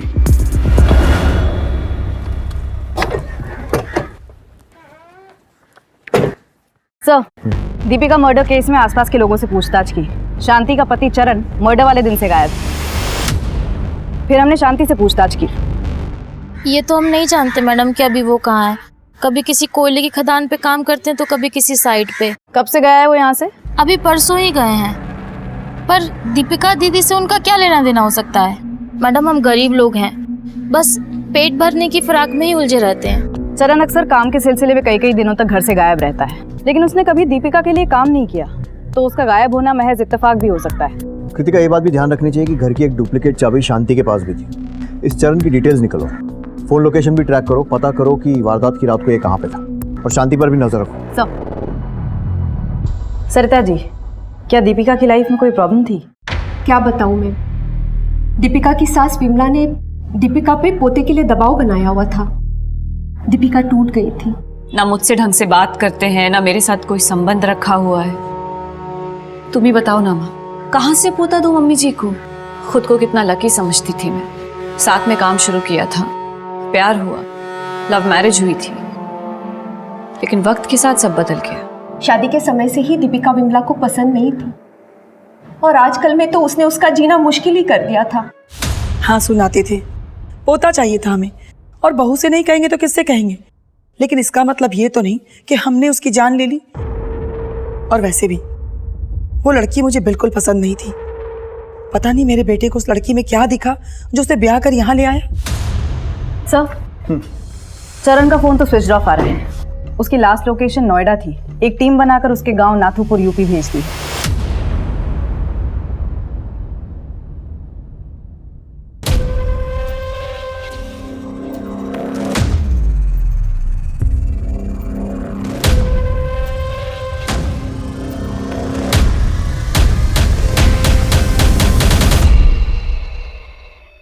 तो दीपिका के कॉल लिस्ट में एक नंबर है, विजय का,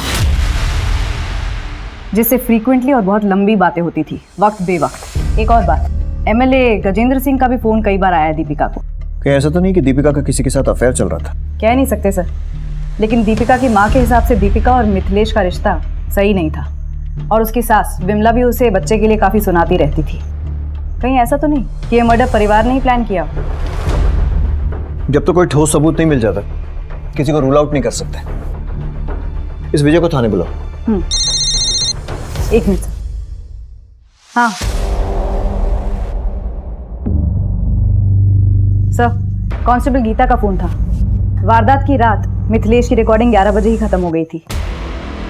अरे नहीं डीआईजी साहब, मुझे आपकी टीम की काबिलियत पे कोई शक नहीं है, बस ना उनके काम करने के तरीके से थोड़ी सी शिकायत है। Okay sir. Yes. Oh please come, आइए। अभी आपके वो डीआईजी साहब से ही बात कर रहा था। बैठे बैठे। So tell me sir, how can I help you? अब तक की इन्वेस्टिगेशन से ये बात सामने आई है कि दीपिका के रिलेशन आपसे और आपकी माताजी दोनों से ठीक नहीं थे। So what? सर देखिए, मैं कोई सीन नहीं क्रिएट करना चाहता हूं, लेकिन आपको एक बात बता दूं, आप इस दुख की घड़ी में एक इनोसेंट फैमिली को बुरी तरह से हैरेस कर रहे हैं। हम किसी को हैरेस नहीं कर रहे, सिर्फ अपना काम कर रहे हैं। ये बताइए, उस रात को आपकी रिकॉर्डिंग तो 11 बजे खत्म हुई थी, तो फिर रात भर ऑफिस में क्या कर रहे थे? सर मैंने आपको पहले भी बताया, हम मीडिया वाले हैं, 24/7 काम करते हैं, दिन रात लगे रहते हैं, थक जाते हैं बहुत ज्यादा काम करके तो यही मेकअप रूम में आराम कर लेते हैं। उस रात मैं भी यही मेकअप रूम में आराम कर रहा था। घर तो पास में ही है ना? Yes sir. तो फिर रात भर ऑफिस में रुकने की कोई खास वजह? अब मैं किसी लड़की को लेकर घर तो जाऊंगा नहीं। हाँ, वो मेरे साथ ही थे। और इस बात का क्या मतलब निकालूं मैं कि तुम्हारा और मिथिलेश का अफेयर चल रहा है? नहीं सर, हमारा कोई अफेयर नहीं चल रहा है। एक्चुअली उन्होंने मुझे यहाँ रेकमेंड किया था और देखते देखते हम दोनों की बहुत अच्छी बनने लग गई थी। सर मैं क्या बोल रही थी, मेरा प्रोबेशनरी पीरियड ख़त्म हो गया है और HR से अभी तक कोई कंफर्मेशन नहीं आया है। सर दीपेश सर बोल रहे थे कि अगर आप बात करेंगे ना तो जल्दी कंफर्मेशन आ जाएगी। वो तो हो जाएगा, लेकिन तुम्हें परमानेंट करके मुझे क्या मिलेगा? सर आप जो भी चाहो। तुम्हारे घर पहुंचने से पहले कंफर्मेशन मेल आ जाएगा। Thank you sir. सर ने मेरे लिए इतना कुछ किया, इसलिए जब भी वो तनाव में होते थे तो बस मैं उनका दर्द बांट लिया करती थी। बस इतना ही रिश्ता है हमारा। मैं कैसे मान लूं? मानना पड़ेगा सर, डॉली और मेरे बीच संबंध है और मानता हूं आप लोगों को शक करने की पगार मिलती है, लेकिन अब किस बात का डाउट हो रहा है आप? हाल फिलहाल में दीपिका के नंबर पर MLA गजेंद्र सिंह के नंबर से बहुत सारे कॉल्स आए थे। कोई आइडिया क्यों? अरे उसने स्टिंग ऑपरेशन किया था उन पे, काफी धमकी भरे कॉल्स आते थे उसको वहां से। तुम्हें जो करना है कर लो। शायद आप जानती नहीं है हम कौन है। मुझे पता है तुम कौन हो और अब सारी दुनिया को पता लगेगा कि असल में तुम हो कौन। जब मैं तुम्हारा स्कूल से लड़कियां सप्लाई करने का स्कैंडल बाहर लाऊंगी। कौन से स्कैंडल का स्टिंग किया दीपिका ने?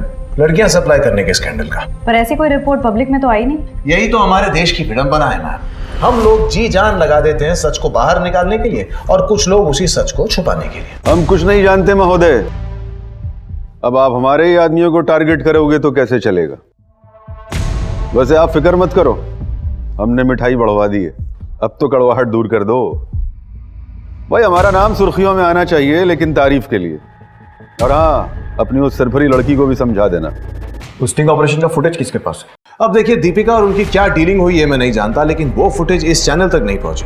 That's all I know. Now if you excuse me, I have a meeting in Delhi, so I better rush. Thanks. और हाँ, चाय कॉफी जरूर पी कर जाइएगा। Excuse me. Thank you. अरे हम क्यों मरवाएंगे सर, हमें राजनीति करनी, और ऐसे काम करके हम खुद पे कीचड़ उछलवाएंगे? बताइए। और ये मीडिया वालों को नहीं जानते, ये तो बेमतलब किसी को भी किसी भी मामले में घसीट लेते हैं। गजेंद्र सिंह जी, दीपिका का मर्डर हुआ है, वही दीपिका जो आपका स्टिंग ऑपरेशन कर रही थी। हो सकता है कि आपकी सफेद पोशाक पर कीचड़ ना उछले, इसलिए आपने उसे मरवा दिया। अरे ये क्या कहे जा रहे हैं आप? कौन सा मर्डर, कौन सा स्टिंग? आपको जरूर कोई गुमराह कर रहा है। सर, पुलिस को गुमराह करने की कोशिश हर मुजरिम करता है। वो लोग सिर्फ एक चीज भूल जाते हैं, कहीं ना कहीं जरूर चूकते हैं। Thank you.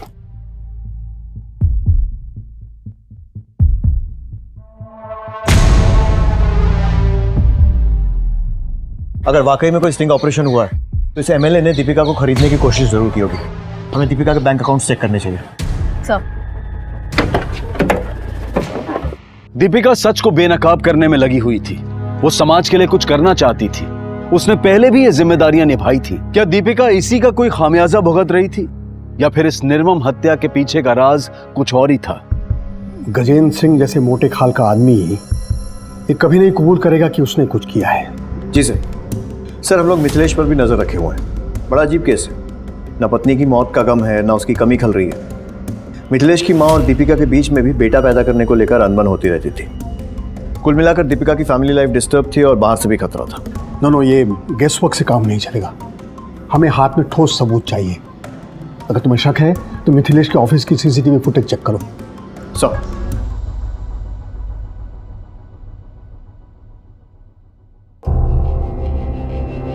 और विजय, मोबाइल रिचार्ज आजकल बहुत सस्ते हो गए हैं ना? मतलब सर? दीपिका से तुम्हारी वक्त बेवक्त बात होती थी, जान सकता हूँ क्या वजह थी? सिर्फ काम के सिलसिले में हमारी बात होती थी। एक बार एसिड अटैक विक्टिम के स्टोरी के कवरेज के दौरान हमारी दीपिका जी से मुलाकात हुई। उस वक्त उन्होंने हमारी काफ़ी मदद की थी। तब से हमारी अच्छी दोस्ती हो गई, पर हमारा कोई अफेयर नहीं था सर। पर हाँ, दीपिका जी का मैरिड लाइफ सही नहीं चल रहा था। मिथिलेश आजकल मेरे साथ बहुत ही वियर्ड बिहेव करता है विजय। उसे ना घर आने की जल्दी होती है ना कोई ज़रूरत, और अगर आ भी जाता है तो दो बातें भी नहीं करता है मेरे साथ ढंग से। ऑफिस में हम दोनों साथ रहते हैं लेकिन वो मेरे लिए समय नहीं निकलता है विजय। मेरे फोन कॉल्स भी नहीं उठाता है। ऊपर से मेरी सास वो दूसरे बच्चे की रट लगा कर रखे हुए है। वो जिया के लिए भी वक्त नहीं निकालता है विजय। मुझे लगता है ना उस पर सक्सेस का नशा चढ़ गया है। मैं क्या करूं विजय? दीपिका जी सब ठीक हो जाएगा, आप बिल्कुल टेंशन ना लें। एमएलए गजेंद्र सिंह के खिलाफ किसी स्टिंग ऑपरेशन के बारे में कोई बात की थी दीपिका ने कभी? नहीं सर, पर हाँ हाल फिलहाल में एक 12 साल के बच्चे को न्याय दिलाने की भरपूर कोशिश कर रही थी। उसके बलात्कार की खबर हमें गांव के एक रिपोर्टर से मिली थी। देखो माला, तुम ऐसे चुप रहोगी तो कैसे काम चलेगा? माला, तुम्हें घबराने की जरूरत नहीं है। तुम मुझे सब सच बता सकती हो।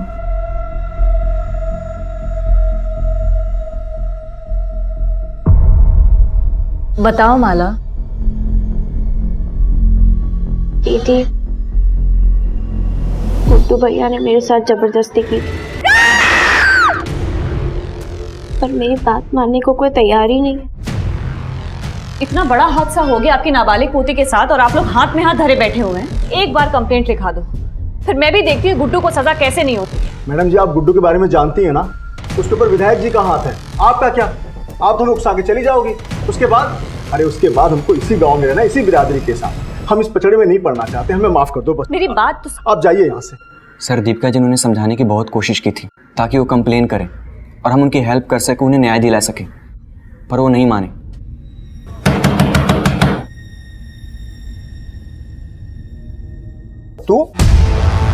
तू फिर वापस आ गई? हाँ, तू ऐसे नहीं मानेगी। रुक, बताता हूँ। आखिरी बार चेतावनी दे रहे हैं, दोबारा इस गांव में दिखाई दी ना तो जान से जाएगी। ठीक है, मैं चली जाऊंगी और दोबारा कभी नहीं आऊंगी। मुझे बस एक बार माला से मिलना है, बस। नहीं, ये नहीं हो सकता। ठीक है, तो तुम भी इस गलतफहमी में मत रहना कि तुम बच जाओगे। धमकी दे रही है मुझे? हाँ, जाती है, काट दो तुझे मैं। बाबूजी आप अंदर जाइए। मैं बात कर रहा हूँ ना। नहीं, हम बात कर रहे हैं। मैं बात कर रहा हूँ, तुम क्या बात कर रही है? बाबूजी। कहीं ऐसा तो नहीं है कि गुड्डू ने ही बचने के लिए दीपिका को मार दिया हो? या फिर समाज और बिरादरी के डर से जगताब ने ही कोई खेल खेला? अब इस बात का खुलासा तो माला ही कर सकती है। माला से पूछताछ करो और विजय पर भी नजर रखो। सब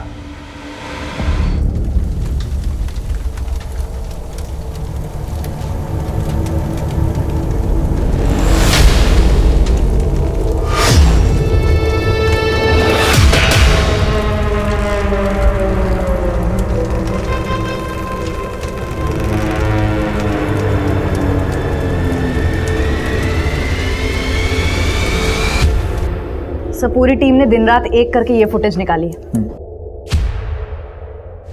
ये नकाबपोश लोग इस गाड़ी में बैठकर रफू चक्कर हो गए। गाड़ी का नंबर निकालो और मालिक का पता लगाओ। चरण का कुछ पता चला? नहीं सर, लेकिन उसकी पत्नी पर नजर रखे हुए हैं और थानों को भी अलर्ट कर दिया है।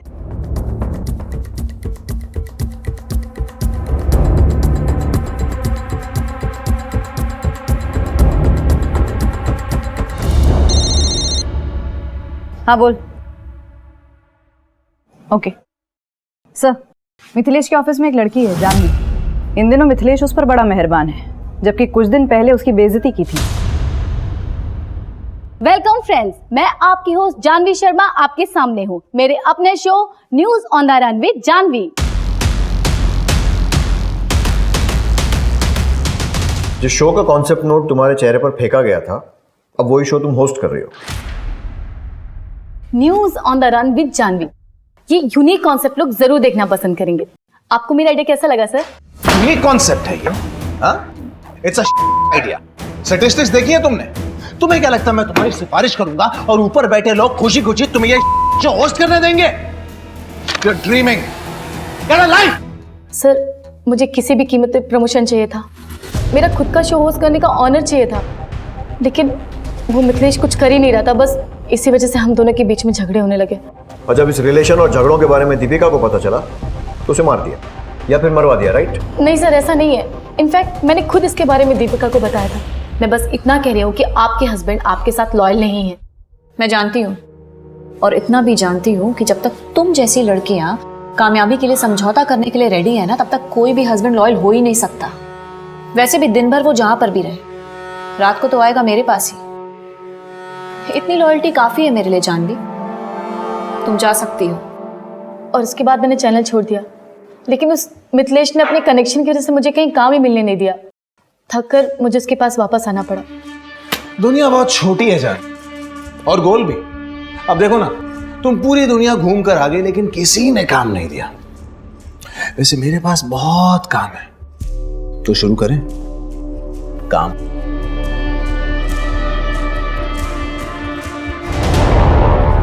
तुम्हारा चैनल छोड़कर जाना और फिर दीपिका की मौत के बाद वापस आ जाना, कहानी में यही एक ट्विस्ट है।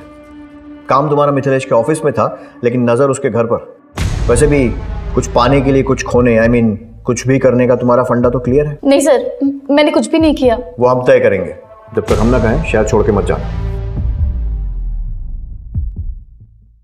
सर विजय को एमएलए गजेंद्र सिंह के पीए के साथ देखा गया। विजय तू न्यूज में क्या कर रहा है? तुझे तो फिक्शन राइटर होना चाहिए। इतनी लंबी लंबी कहानियां सुनाई तूने, लेकिन सबसे जरूरी कहानी सुनाना भूल गया। तो वो भी सुना दे। एमएलए गजेंद्र सिंह से क्या रिश्ता है? वो गजेंद्र सिंह ने कुछ पैसे दिए थे पहुंचाने के लिए। कैसे पैसे? वो दीपिका जी से सबूत निकलवाने के पैसे।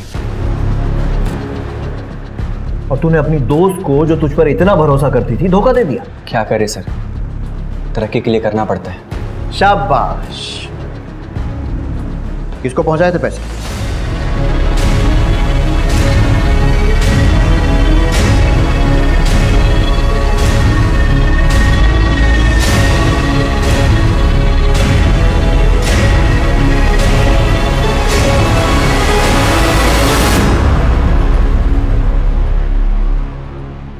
देखिए सर, ये बात छिपी नहीं है।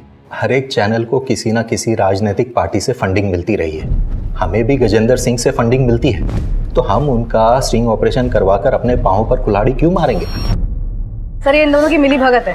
हो सकता है पैसा देने के बाद भी गजेंद्र सिंह ने दीपिका से बदला लिया। पॉसिबल है, बस वो चोरों की टोली एक बार हमारे हाथ लग जाए।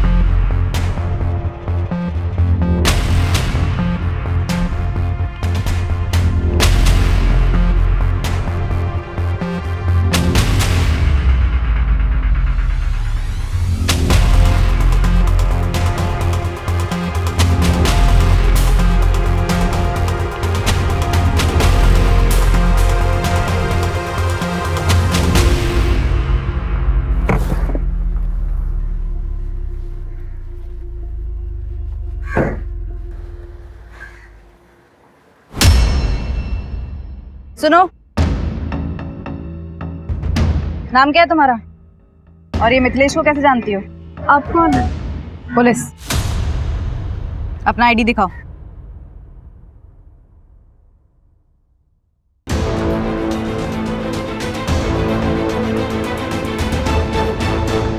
देखो कोमल, डरने की कोई बात नहीं।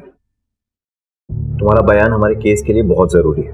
मिथिलेश की वाइफ दीपिका का मर्डर हो गया, इसलिए बिना डर बिना झिझक जो कुछ भी मैंने पूछा है बताओ। सर, वो मिथिलेश सर जब भी मुझसे मिलने आते मेरे लिए कीमती गिफ्ट्स लाते थे। मुझे भी अच्छा लगता था, लेकिन एक बार दीपिका मैम ने मुझे और मिथिलेश सर को साथ देख लिया था।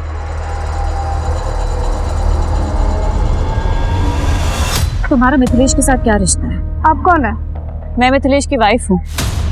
जो तुम कर रही हो ना, वो बहुत गलत है, और वो महज तुम जैसी लड़कियों को यूज करता है।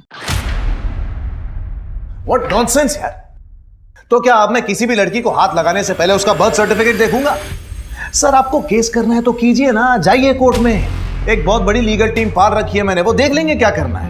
एक बात बता दूं सर, आप ना बस यही घूम रहे हैं इधर इधर मेरे आसपास, और अपना और उससे बहुत ज्यादा इंपॉर्टेंट मेरा टाइम वेस्ट कर रहे हैं। अगर इतनी मेहनत आपने असली कातिल को ढूंढने में की होती ना, तो शायद आज वो बिहाइंड बाज होता और शायद आपकी वर्दी बच जाती। क्योंकि आपका यह केस तो चलता रहेगा सर, लेकिन मैं बहुत जल्द आप पर मानहानि का केस ठोक कर रहूंगा। सर, कांस्टेबल हरीश से पता चला है कि गांव में कई दिनों से किसी ने भी माला को नहीं देखा है। इस जगताप और गुड्डू दोनों को उठवाओ। सर। क्या? सुन, पुलिस को भनक लग गई, वो कभी भी आ सकती। एक काम करते हैं, कुछ दिनों के गुजरात चले चलते हैं।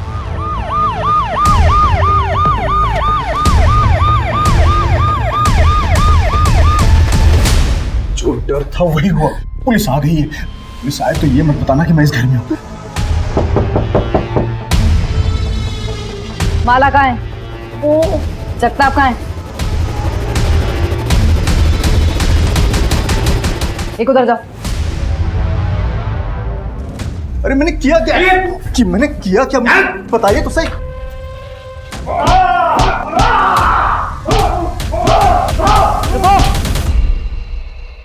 माला कहाँ है? बता कहाँ है माला? क्या किया तूने उसके साथ? तूने उसे मार दिया या गुड्डू को बेच दिया? बोल। क्यों मारूंगा मैं माला को? मैं तो माला को खुद ढूंढ रहा हूँ, क्योंकि माला मेरे कमाई का जरिया थी। मतलब ये कि गुड्डू हमें हर महीने 25,000 रुपए देता था अपना मुंह बंद रखने के लिए, ताकि ये मामला हम पुलिस स्टेशन तक न ले जाए। गुड्डू कहाँ है? मुझे क्या पता गुड्डू का है। तोड़ो इसे। बताता हूँ।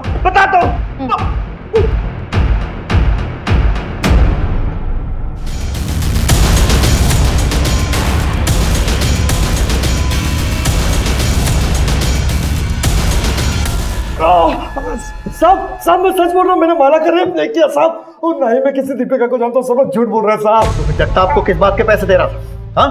और माला ने तेरा नाम क्यों लिया? सच बोल, नहीं तो ज़बान हलक में से निकाल दूंगा। बताता हूँ साहब, बताता हूँ। माला का रेप मैं नहीं किया था साहब। माला कहाँ है ये जगता भी जानता है, मैं कुछ नहीं जानता सर।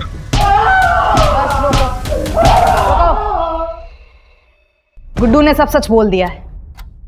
क्या किया तूने माला के साथ? कहाँ है माला?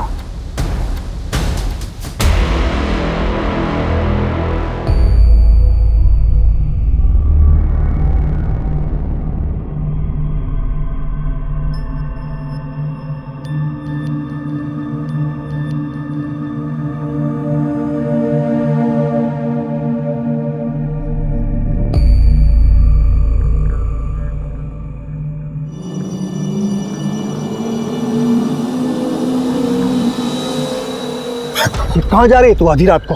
हाँ? मैं पुलिस स्टेशन जा रही हूँ, कंप्लेन लिखवा रहे हैं। दीपिका दीदी ने सही कहा था, गुड्डू भैया को सजा मिलनी चाहिए। पागल हो गई है तू? कंप्लेन लिखाएगी? पुलिस स्टेशन जा रही है? चल चल घर चल। नहीं, मैं नहीं आऊंगी। मैंने कहा घर चल। मेरा हाथ छोड़ो। जिद न कर, तू घर चल। तू चल।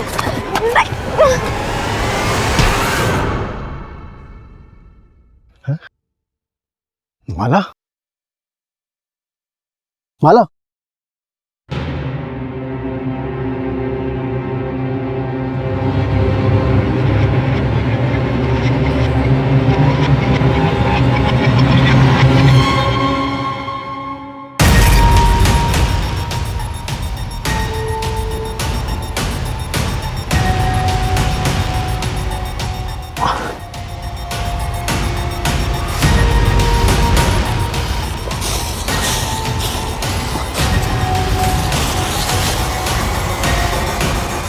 माला मर चुकी है, लेकिन उसे मारने का मेरा कोई इरादा नहीं था।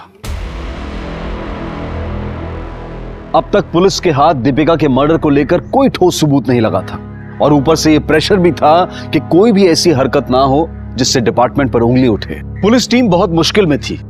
केस को सुलझाने का प्रेशर और केस से जुड़े मामलों को सुलझाए रखने का प्रेशर, और अपनी छुट्टियों को रद्द करके दिन रात एक करने वाले एक सिपाही ने एक बड़े कारनामे को अंजाम दिया। मैडम, जिस आदमी की फोटो सर्कुलेट हुई थी उसका पता चल गया है, वो यही है, चरण दास। वेरी गुड, धर दबोचो उसे।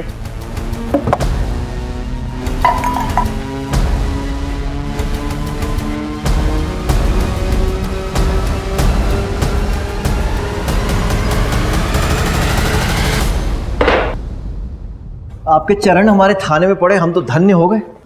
मैं कुछ नहीं जानता सर, मैं तो सिर्फ चोरी के इरादे से घर में घुसा था और चोरी करके बाहर निकल गया। वो मर्डर वर्डर मैंने नहीं किया सर। 2 लोग और थे ना तेरे साथ, नाम बताओ उनके।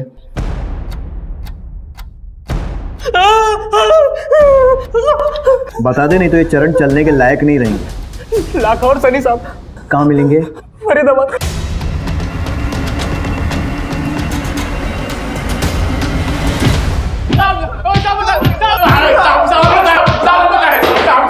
साहब मत मारो साहब, हम बताते साहब, हम तो चोरी के इरादे से वहां गए थे साहब। चरण ने तो हमें ये भी नहीं बताया था हम किसके घर जा रहे हैं। तो फिर दीपिका को किसने मारा? साहब जब हम सामान लेके वापस जा रहे थे, चरण दोबारा अंदर गया था। तुम लोग निकलो, मैं आता हूँ बाद में। जाओ, चल निकल। साहब बाद में पता चला मैडम जी की हत्या हो गई है। साहब हम दोनों ने कुछ भी नहीं किया, जो भी किया उस चरण ने किया होगा। साहब हम तो उसके आने से पहले सामान लेके वापस चले गए थे साहब। साहब हमें माफ कर दो, हमने कुछ नहीं किया साहब। चलिए चलिए।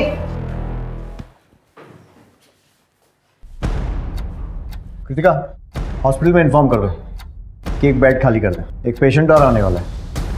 साहब मैं मानता हूँ, मैंने मारा था दीपिका को साहब, मैंने मारा था दीपिका को, मैंने मारा था। क्यों मारा? हाँ साहब वो चोरी का माल लेके हम लोग घर से जब निकल रहे थे, तब मुझे शक हुआ कि मैडम ने शायद हमें देख लिया है और वो सोने का नाटक कर रही हो। तो साहब मैं फिर से गया चेक करने, तो मैडम उठी हुई थी साहब, तो फिर मारना पड़ा साहब। साहब मैं अपना जुर्म कबूल करता हूँ साहब, मैंने मारा दीपिका को साहब। तूने मारा? हाँ सर। ठीक है, मान लो। कितने बार किए थे बॉडी पे?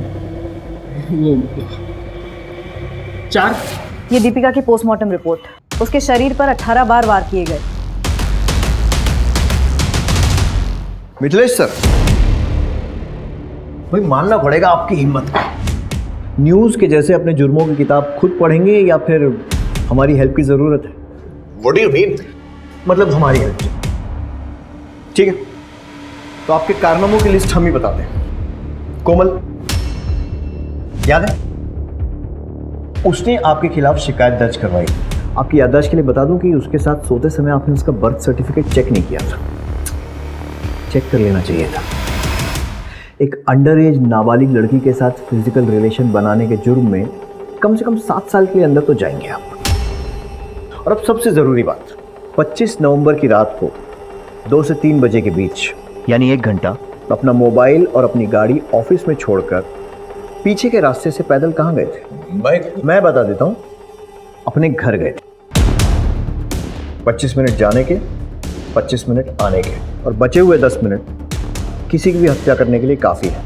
हमारी एक टीम पैदल चलकर तुम्हारे ऑफिस से तुम्हारे घर गई और वहाँ से वापस तुम्हारे ऑफिस आई 50 मिनट में। कैसा लगा हमारा होमवर्क? अरे क्या बकवास कर रहे हैं सर आप? बकवास नहीं, सबूत गवाह सब है हमारे पास।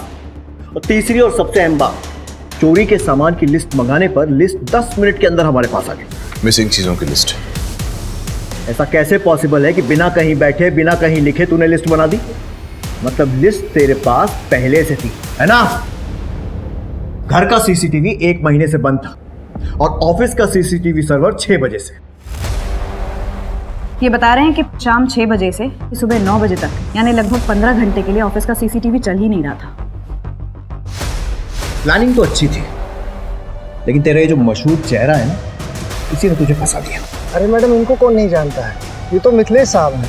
ये साहब उस रात को 2 बजे के आसपास यहीं से गए थे और 3 सवा 3 बजे के आसपास वापस भी आ गए थे। लेकिन उस दिन अपनी कार से नहीं गए थे, पैदल ही गए थे। अरे क्या बात कर रहे हैं सर? उसने आपको कबूलनामा दिया है ना? वो कौन है? वो चरण दास दिया है, लेकिन उसका तेरे लिए इतना वफादार होना ही तेरी बर्बादी का कारण बनेगा। कितने बार किए थे बॉडी में? 4। पोस्टमार्टम रिपोर्ट के हिसाब से दीपिका की बॉडी पर 18 वार किए गए थे। 18। छी, घिन आती है मुझे मिथिलेश। एक माइनर लड़की के साथ क्या तुम नहीं चाहते कि तुम इस सब से फ्री हो जाओ और तुम्हारी जैसी और भी लड़कियां उसके चंगुल में ना फंसे? बस तुम जब भी नेक्स्ट टाइम उससे मिलो ना, तो इस पेन कैमरा में सब रिकॉर्ड कर लेना।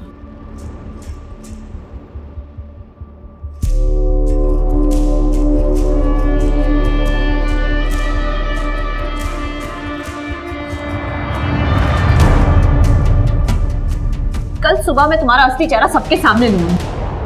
स्टिंग ऑपरेशन तो तुमने दबा दिया था मिथिलेश, लेकिन ये न्यूज नहीं दबा पाओगे, क्योंकि ये न्यूज तुम्हारे नहीं किसी और के चैनल में चलेगी। पागल हो गई हो क्या? जानती भी हो क्या बकवास कर रही हो? अब बस बहुत हो गया मिथिलेश। मिथिलेश कुमार नाम का बोझ अब और नहीं सह सकती मैं। तुम्हारा नाम तुम्हें मुबारक हो। Good luck. दीपिका, दीपिका। और फिर मैंने हमारी मेड शांति के हस्बैंड को हायर किया, चरणदास, वो चोरी का ड्रामा करने के लिए। मैंने उसे कहा था 2-3 लोग और ले ले ताकि वो चोरों की टोली वाली फील आए। मैं ना पकड़ा जाऊं इसीलिए ऑफिस और घर के सीसीटीवी कैमरा को तो मैंने खुद ऑफ किया था। और सब प्लान के मुताबिक हुआ या नहीं ये देखने जब मैं अपने घर आया तब चल काम हो गया। साहब, मैंने चोरी तो कर ली, लेकिन दीपिका मैडम को नहीं मार पाया। क्या? बच्ची सोई साबुन के साथ, हमारा दिन नहीं मानता। वो कल सुबह उठ के बवाल मचाएगी, उसका क्या?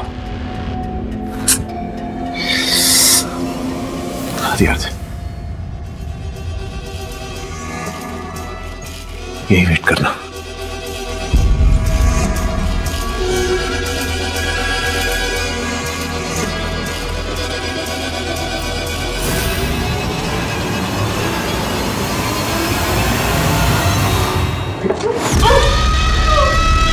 अगर पकड़ा गया तो जुर्म कबूल कर लेना। याद रखना, इतने पैसे दूंगा कि 7 पुश्ते बैठ के खाएंगे बेटा, ठीक है ना? अगर रिलेशन पसंद नहीं था तो डाइवोर्स ले लेता। ये सब करने की क्या जरूरत? मैं मिथिलेश कुमार हूं सर, मिथिलेश कुमार। अगर डिवोर्स देता तो तगड़ी आलिमनी देनी पड़ती मुझे। मैं तो खुद चाह रहा था कि वो मुझे छोड़कर चली जाए, लेकिन वो गई नहीं। और अब तू जाएगा जेल की सलाखों के पीछे। दीपिका के कत्ल की साजिश उसके अपने ही पति ने रची थी। मिथिलेश ने एक पराई स्त्री और अपनी बुरी आदतों के कारण उस लड़की को अपने रास्ते से हटा दिया, जो कि ना सिर्फ उसकी एक पत्नी थी, एक मां थी, बल्कि एक होनहार पत्रकार थी जो खुद इस समाज को एक बेहतर जगह बनाना चाहती थी। अब मैं अनूप सोनी आपसे विदा लेता हूं। फिर मुलाकात होगी क्राइम पेट्रोल सतर्क के ब्लैक हेडलाइंस अध्याय में एक और नए केस के साथ। और याद रखें, क्राइम और आपके बीच में सिर्फ इतना फर्क है कि आप कितने सतर्क हैं। सतर्क रहें, सुरक्षित रहें। जय हिंद। इस तरह के और भी एपिसोड देखने के लिए हमारे चैनल को सब्सक्राइब करें और बेल आइकन दबाना ना भूलें।